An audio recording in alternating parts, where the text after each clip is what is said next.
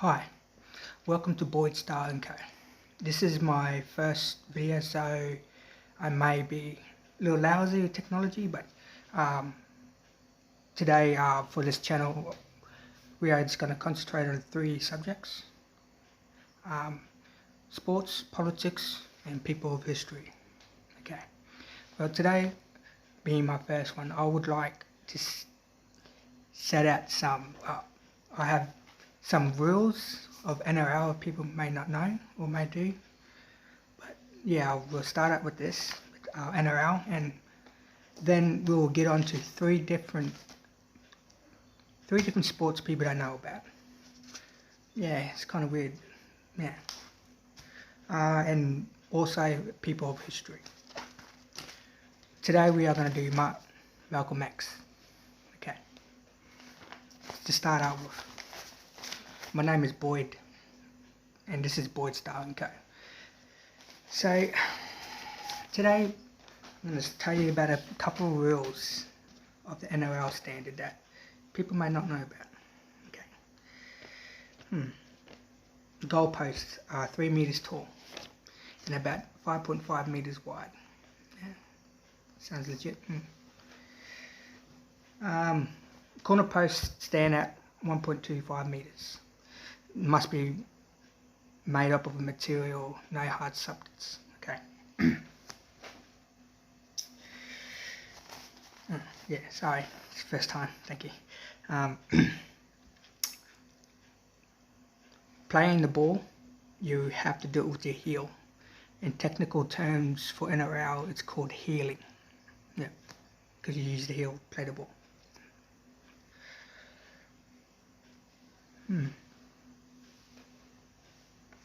Yeah, I wish I could read what I said here, but yeah, okay. Going on to the next subject of sports people may not know of. Okay.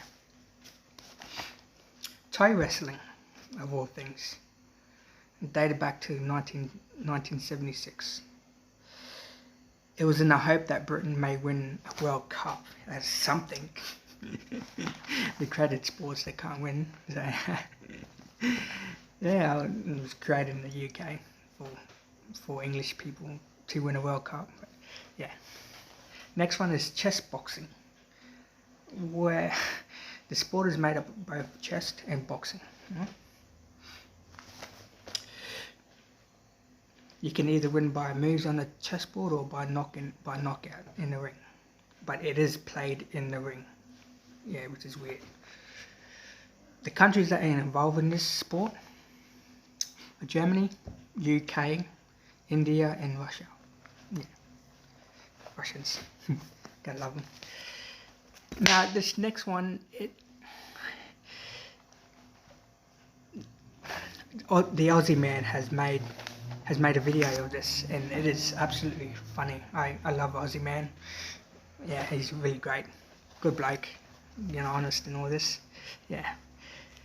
It's cheese rolling, basically a race to the bottom of the hill, and followed by chasing a big large cheese wheel for some reason. This dates back to the 1800s. It's also played in Gloucestershire, England. But the way they roll down the hill, them steep hills, wow. Really committed to breaking arms and legs, aren't they?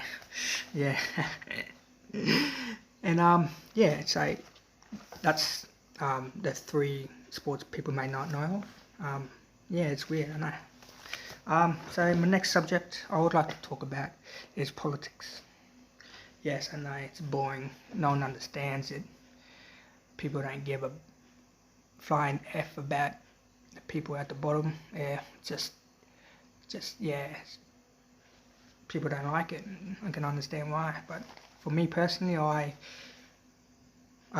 don't mind politics in this country. Quite exciting. It's not boring like most Western societies, but it's alright. Yeah. So yeah, we are going to talk about land and ownership of land. Foreign entities owning this land, owning land of Australia. Right? Oh, sorry, before we get to that, I'm sorry. I would tell you what politics is, what it mean in Australia. Okay. Right. Now, there are three main parties: Labor, Liberals, and the Nationals. They're all interconnected. They all make backroom deals to get past legislation. It's all corrupted. It's meant to be separate parties, but to me personally, I'm more of a Labor man myself. I don't mind Bob. Sorry, let me get this right. Bill Shorten. He's great. I don't mind him. He was a great speaker for the Labor Party, a great leader for years. Yeah. Back to it. Yeah, there are three main parties. Yeah. So I just said that. So, Labor, Liberals, and the Nationals, right? It's a two-party preferred-based system where you vote for two parties only. Now that may seem strange, but we're the only country. I think there may be others, but from my top of my mind, I think we're the only country of the two-party preferred basis. I may be wrong. Comment on that. Yeah. You either choose for Labor or Liberal parties here in Australia. Remember the people who hold the power in the Commonwealth countries is Queen Elizabeth II. She is Queen of the Commonwealth. Commonwealth is made up. It's losing its power over the years, but yeah, Australia, Canada, India. Not India. Done is short to that. But yeah, that's why we have the Commonwealth Games. Half the nations on earth was or did have Commonwealth ties. The Queen owns everything. She chooses who can own which bit of the Commonwealth, which part of this globe. Right? So yeah, that's it. That's Queen Elizabeth. Now I'll call her Queen Elizabeth, even though personally I don't see no point ruling from the other side of the world, but more deeply, there's many things that needs to be fixed in the political system of Australia. It needs big time, right? So yeah. Yeah. So yeah, that's your these basic parties of Australia. There's about 10, 15, but your main ones are Liberal, National, and your Labor Party. Liberals are in power at the moment, holding on 2 terms at the moment, which I'll give them congrats, because how could you mess up so badly and still be elected? You know, like it's weird to see that, but that's politics for you. Yeah, I hold no grudges against any party in this country, but the way they polluted our lands, the way they constructed road, the way they entered into international agreements, and furthermore war. Apparently, there's some information I can't remember where I got it from, but the fact was Canada and Australia were the only ones who never lost a war. When you think about it, whatever Australia and Canada did was join wars: World War I, Korean War, World War II, all these wars. But I like to think it's more inwards. It's more the fact that Indigenous people lost their land through violence and through war. Yes, we have an Anzac building to celebrate all wars, not the colonial war, not the frontier war, as I like to call it. Now, this is history we must be learned, must be taught. Otherwise, it will repeat itself. Like, as I said in the Anzacs, lest we forget, it will happen again. It will happen again. Yeah, so. See, me personally, we should celebrate what this country is made of. It's not made of European descent people. It's also made up of native people of this land. Right? Now, you can go onto my Facebook page and you will find a link that has based Aboriginal people at 140,000 years. Now, 60,000 years doesn't seem that bad, or 80,000 years, but 120 to 40,000 years. 120,000 years is our baseline. It's our baseline now. Now that debunks the theory of Africans walking from continent to continent, from Africa to Australia. That's not true. It's not true now. Now they found evidence, bones, tools of 140,000 years. Now, on that webpage, on that link, you will find a graph. You will find a graph. It shows you the timeline of which Aboriginal people were here. It showed that we were here for 3 global warmings and 2 ice ages. Now, 40,000 years on that graph, it was 10% hotter, 5 to 6 degrees hotter than it is now. Even though we're through an industrial age where we use machines and smoke and plume and all this crap, it was still hotter back then, 40,000 years ago. Now, when I look at it, what does that mean all up? It just means that we have a place in the right in our society of Australia. Yes, there's been war, there's been everything else, but the fact is, we are here, and we're still alive. We had tigers 20,000 years ago, saber-toothed tigers from the Ice Age, from the last Ice Age, that we eradicated because it was, I wouldn't say eradicated if you're activist, but the fact is, yeah, we survived so long in the fact that we had tigers, saber-toothed tigers. We had all these predators that we walked around the land, we walked around our country, our own country. We didn't go trespassing, we didn't start war to own that more bit of land. No. Either through marriage or trade, we actually connected with other tribal areas. Now, when you look at an Aboriginal person or Indigenous people of the world who've been colonised, you can't place one tribe as the same as another tribe. It's like saying Scotland is the same as English, and Irish is the same as a Scotsman. No, you can't say that. That is not true. It's the same here. It's the same with every colonised country. No? It's called I'll call it tribalism, but maybe more, maybe less. But the fact is, we are here, all here together. We're breathing the same air. Soon enough, we'll be spending money on it, but breathing air, drinking the water on the land. Any mateship, kindness, honesty, forgiveness, honesty, kindness and mateship are all Aboriginal traits. It's all Aboriginal Australian trait.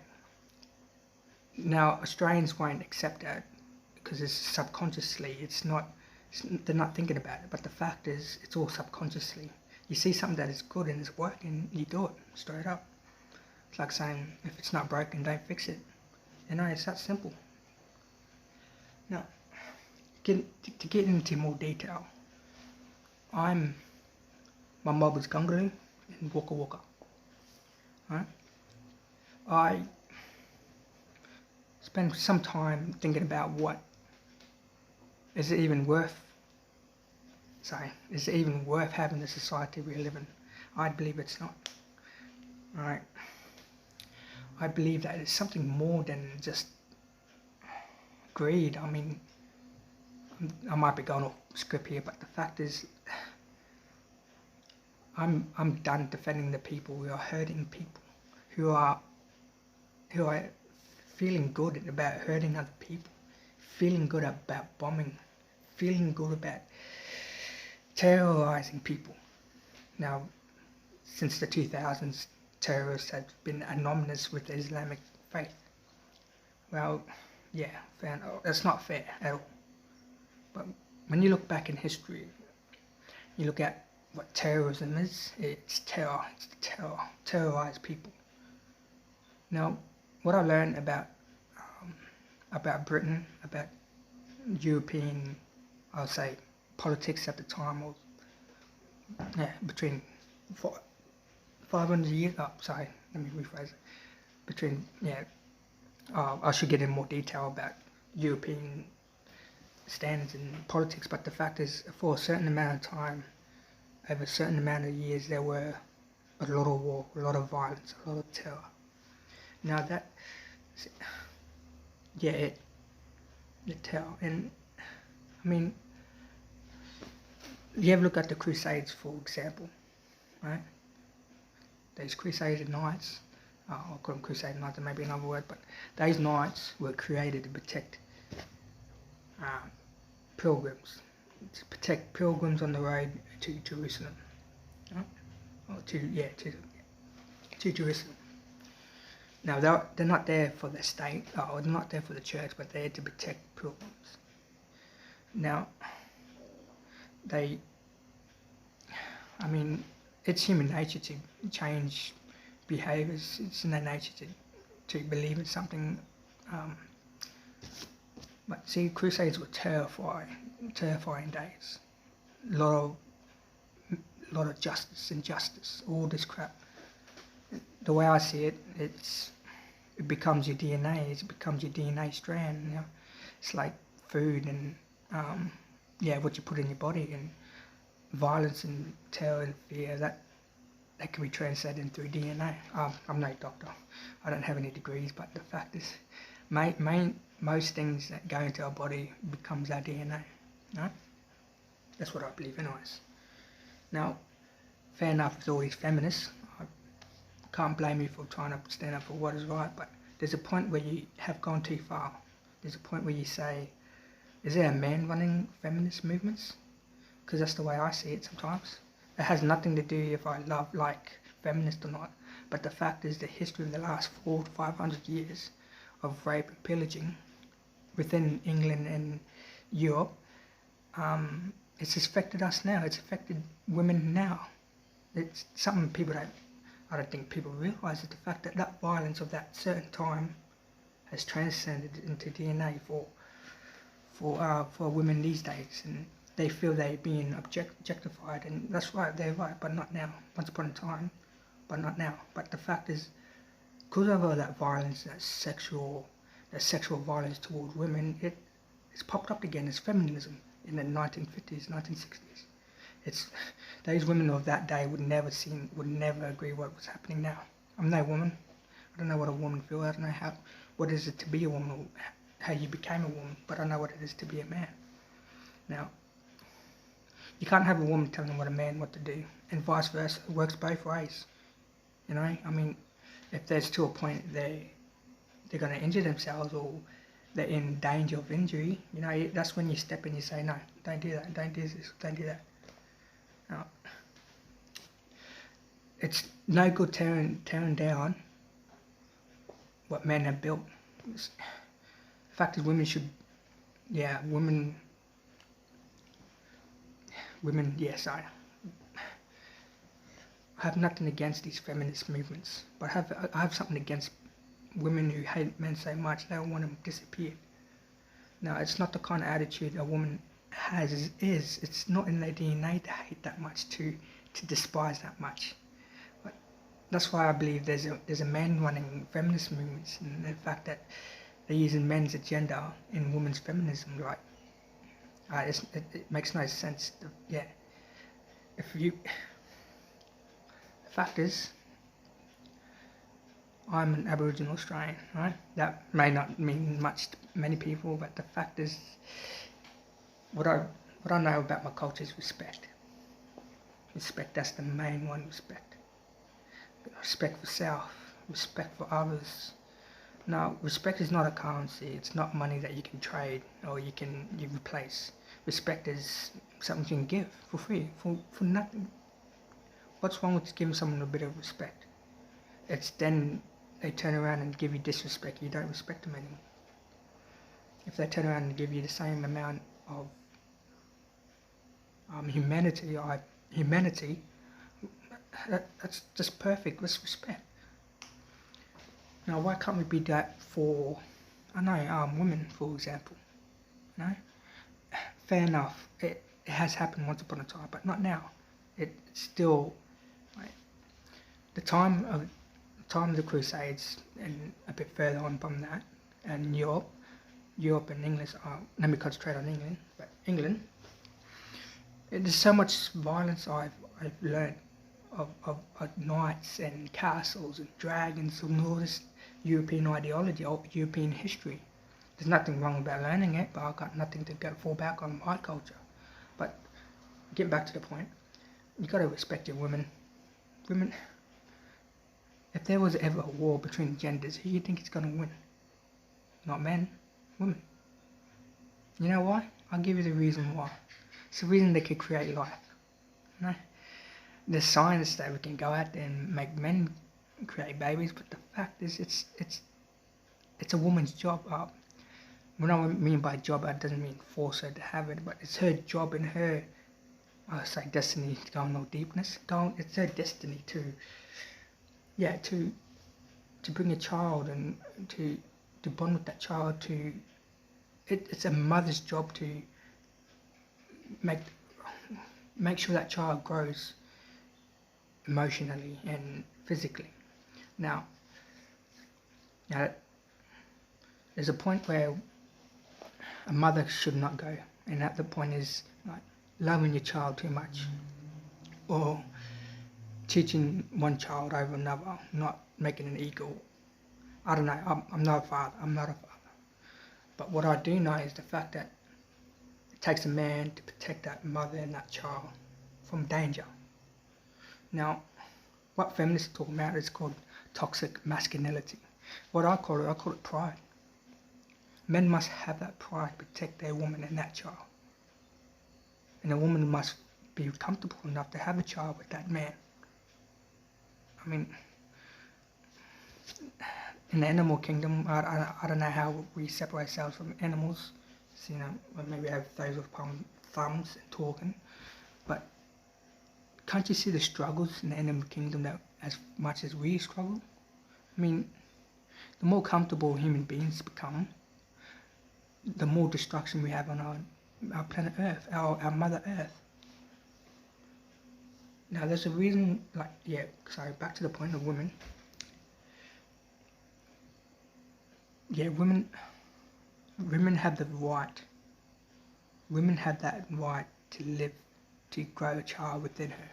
A man has no business in a woman's womb. A man has no business, right?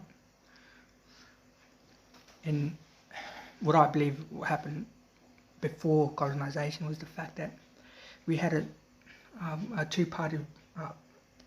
The way I see it was a man business, a woman business, and a tribal business. So like three of them interconnected, right?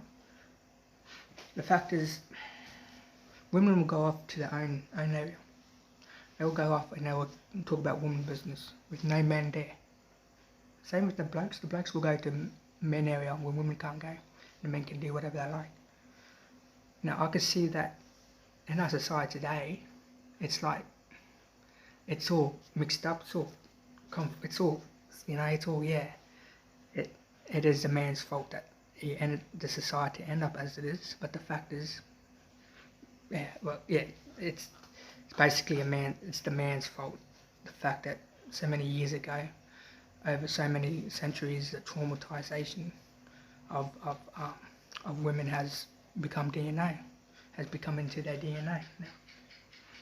It's all coming back to the men now. See, the fact is that Aboriginal women, no one talking about the Aboriginal woman. No one does not understand the fact of if an Aboriginal black woman was to call the coppers on a violent man, that child would be taken off him. It would be seriously taken off him. Can you imagine that? Being in it's reality for some people, right? In that point where you are getting violence is used towards you every day. Now imagine if you had a child and you had your child taken off because of the DV, the domestic violence. That's why they keep it to themselves sometimes. It's the fact that they're more scared of officials because of the trauma of the last 200 years, so in the generational trauma of colonization. But the fact is, they would rather stay with that abusive man and then have their children taken off them because of that violence. You know, it's you could understand why it could make me angry, but yeah. Again, to all the feminists out there, I have no problems with what you are doing. But the fact is, if you want to murder every man because they are a man, you're not. That's not a woman. That's us. And again, come back to the point, I may not know what a woman is as much as a woman doesn't know what a man is. But the fact is, the way I see it, women are caretakers. They take care of this earth, and the man is meant to be responsible in protecting that. It's meant to be protecting that physically, prowess. It's a unit. A family unit, a family dynamic is meant to be a unit. It's meant to be, yeah, I mean, because of economical terms in the last couple, over the century or whatever, family dynamics has changed, and it's going to keep on changing because of where money is going economically. The fact is, yeah, you women out there, I have no problem I have no quarrel with you because I understand the violence and the trauma of the past, and yeah, violence and trauma of the past. But the fact is, I'm not gonna sit by and watch so-called women murder because of hate. Can you see that in logical? I mean, yeah, I suppose a woman can hate, but does she hate so much she'll murder someone? Would a woman really do that? I don't know. I don't think so. I don't think so myself.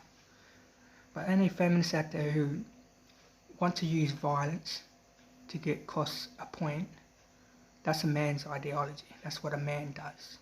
And that leads me to think that, yeah, some of these feminist organisations are run by men. Right? Are run by men. Why would you have this kind of attitude? Why would you have a manly attitude if you're a feminist? Like, yeah, masculinity, like, I call it pride. It's just a pride of a man's got. Yeah, maybe that pride would take him to use violence towards a woman if she leaves. Huh? But the fact is, like, it's just, violence. So I got caught up in so. But yeah, so any feminists out there who would like to watch this, I mean, I'm all for women, but like, in the end, I'm just a man. I just got what's in between my legs is, yeah, I'm just a man.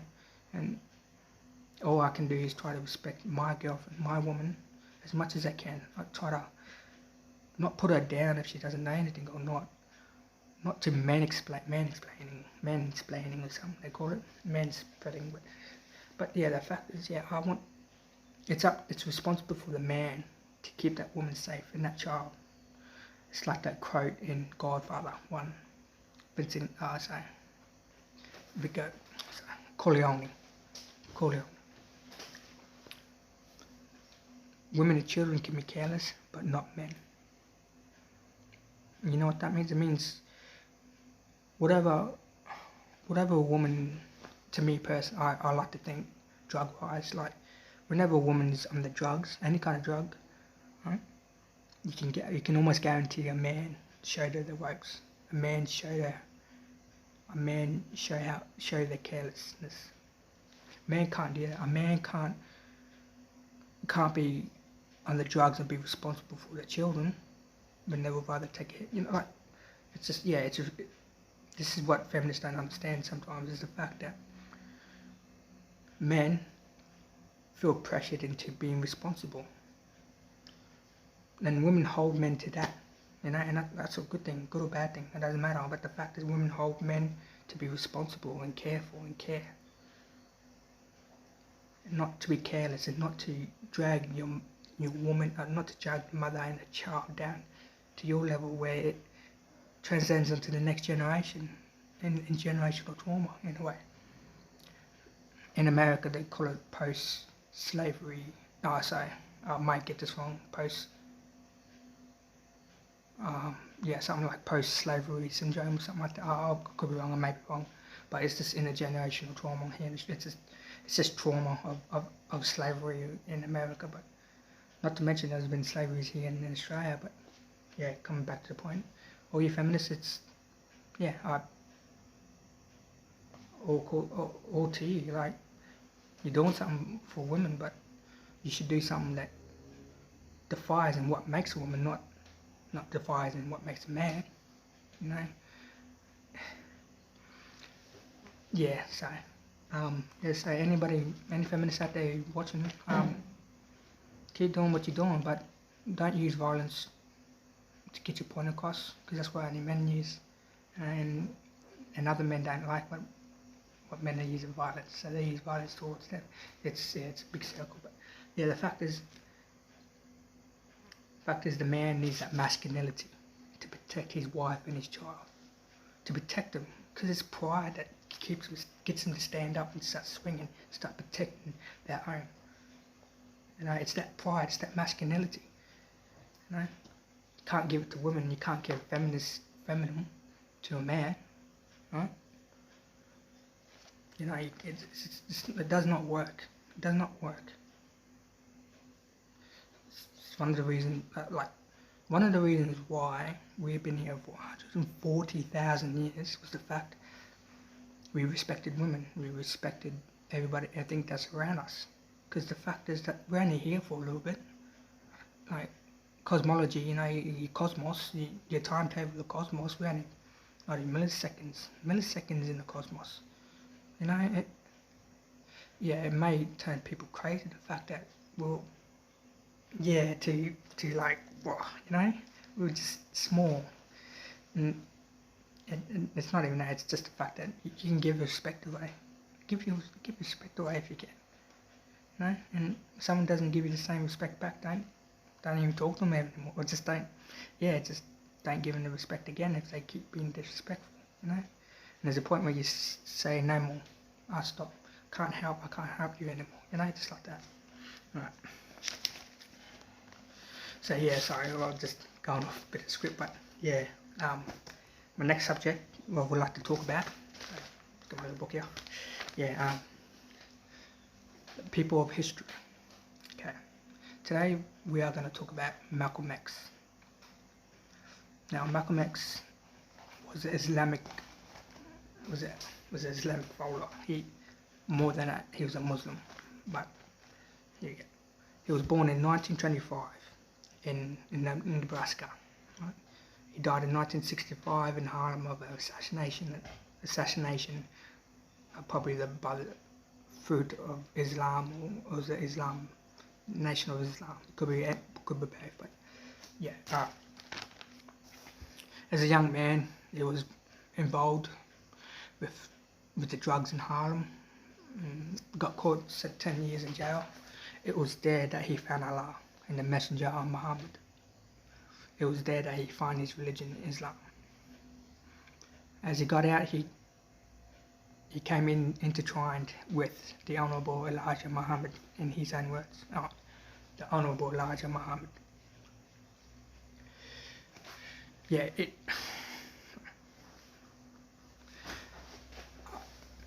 Yeah, the fact is, I just want to put my little quote, my little opinion on Malcolm X was the fact that for Malcolm X, it did not matter if you're a Muslim leader or you're a Christian leader. That did not matter, because the fact that people fought and they're going to keep on fighting their religion. So his suggestion was just leave it all at home and come here with black nationalism. Right? Nationalism, that was his core, his black nationalism. Right? I can understand it. I can understand and feel how that could bring people hope. He wanted black money to stay in black hands. He wanted black businesses to stay with black customers. You know, just economically. You know, he wanted segregation. He wanted to be separated. But the fact is, I believe he was more of a civil rights activist, and then Martin Luther King Jr. No disrespect for that lad. No disrespect for that man. Christian leader who used non-violence to get the point across. That's great. But what if that non-violence hindered you from being free? What if that non-violent, that you don't practice, that violence that you don't practice is necessary? So it was sad to see. I watched a lot of documentaries about I've watched a couple documentaries about the 60s and the 70s in America, and all the videos I see of men just standing there, black men, black strong men standing there, watching their wives get beaten. You know, I mean, I don't know if that's an act of cowardness or non-violence, but the fact is, how could you stand there when you're watching the mother of your children, or your mother, or your sister, or a lady getting bashed? You know, getting bashed by the police. You know, and, I mean, I don't know if his teaching was wrong, but the fact is that non-violence gave the upper hand to the oppressors, the people who, friction who was against it. You know? Now, yeah, see, I got nothing on towards Malcolm X Jr. Oh, sorry, Martin Luther King Jr. But the fact is, I feel that Malcolm X was more of a civil rights activist than anything. Now, what the oppressors didn't understand is the fact that he would use violence to protect himself. He wouldn't attack and hurt them. He would wait till they attacked him, then use violence to protect themselves. There's this quote he said, I think it was the ballot and the bullet speech, I'm not quite sure. But so there, yeah. Sorry.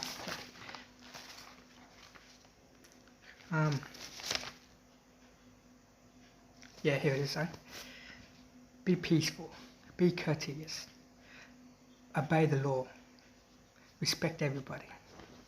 But if someone lay their hands on you, send them to the cemetery. You know, that was in his own words, and like that to me is like, at that time, holy shit! Can you imagine the oppressors just being, oh no, what's he gonna do next? You know, Martin Luther King Jr. wasn't the most spied on by FBI or CIA. It was actually the Honorable Elijah Muhammad. It was Elijah Muhammad that was on the top list of FBI. Was on the top list of FBI.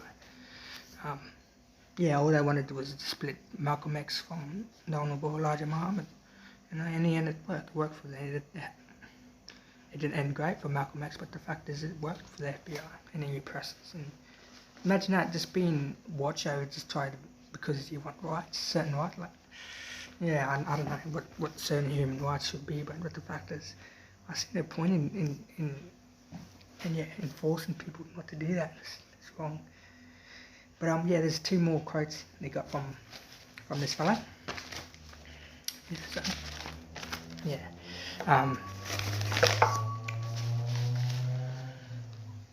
Yeah. Here we go. Here's another one for you. Sitting at the table with nothing to eat doesn't make you a dinner. Being here in America does not make you an American.